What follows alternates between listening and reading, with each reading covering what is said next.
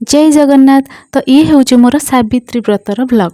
तो आज थिला सावित्री व्रत सकाळ मु बहुत बेला बेली उठी जाइली। तापर मु निजर नित्यकर्म सारिकी सूर्य पूजा आउ चौरा पूजा सारी देइली। तापर मु जाइकी ठाकुर घर पोछा पोछी आ ओलाओली करी फूल सजई देइली।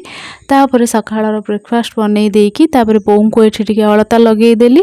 तापर मु भी निजे जाइकी टिके अलता लगेई देली। तो अलता लगे सारिया पर देखुचंदी केते सुंदर देखा होउची।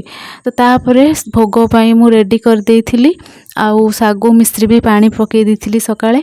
एबे सब थाली भी सजई देइची भोग पाई सब रेडी करी रखी देइची। पूजा सारीना तापर मु जाइथिली मांको मंदिर रे पोखरी कुत्तीरे मते बहुत ही भल लागे शांति लागे। तो सेठी मु जाइकी प्रणाम कली आउ पानी छिंची हेकिना आसी मांकर बहुत बढ़िया भाव दर्शन सारिकिना घर को फेरीथिली।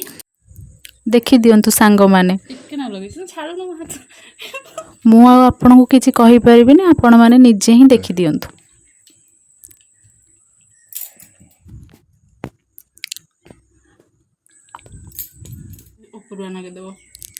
देखुचंती तो मते सब कहिबा को पडुची। एटा मोर प्रथम सावित्री नुहे। तो एमती स्वामी का हाथरू शंखा और सिंदूर पिंधिकिना मु मोर पूजा को संपूर्ण करथिली। आउ देखंतु मैं एटी केंती हाँ हाँ हेलेनी खाइबा पई। तो एटा मिछ कथा रहुची।